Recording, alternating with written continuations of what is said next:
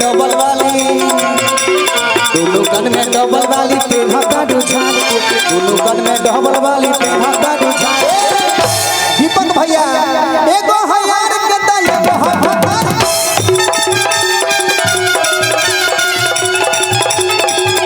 दोनों कान में डबल वाली पेढ़ा रुझान के दोनों कान में डबल वाली दोनों कान में डबल वाली पेढ़ा रुझान के दोनों कान में डबल वाली पेढ़ा रुझान के एगो हयार के दया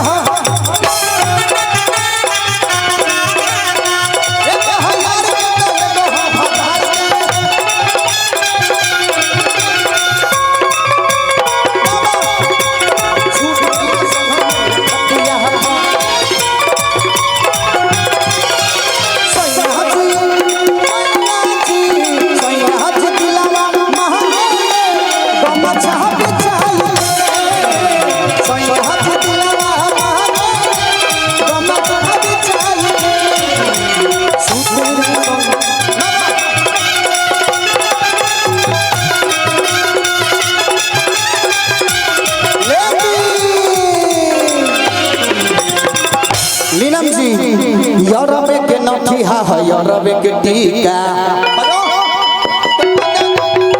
भतरा के गहना के रखल टीका यारबे के नथिया है यारबे के टीका भतरा के गहना के रखल टीका यार वाला दही चूड़ा सतुआ भतार के यार वाला दही चूड़ा यार वाला दही चूड़ा सतुआ भतार के यार वाला दही चूड़ा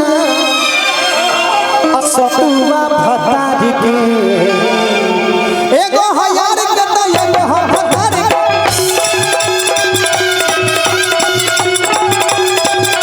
हेलो आपका कमर देख के ये गीत आ गया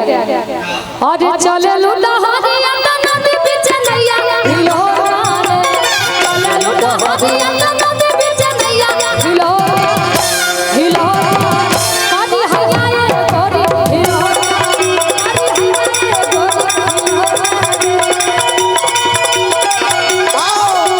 चले लूटा हरिया नदी बीच नैया हिलो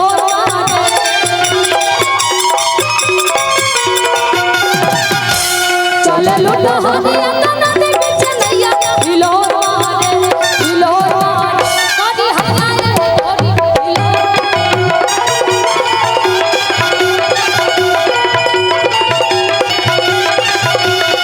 कैसे बनी कैसे बनी कैसे बनी कैसे बनी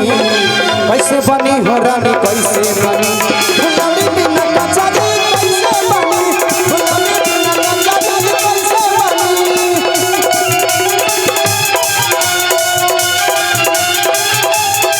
अरे हयारे गोरी हिलो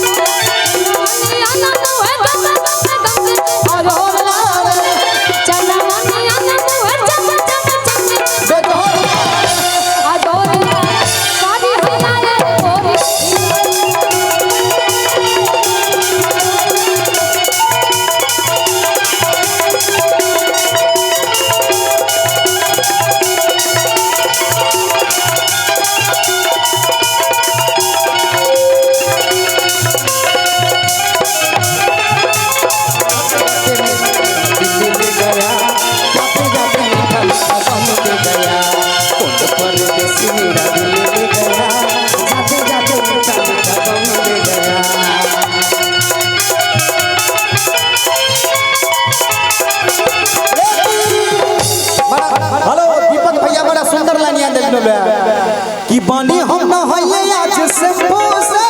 बनी हम न हइले आज से पूसे अब तारे दीपक पिया टेम्पू से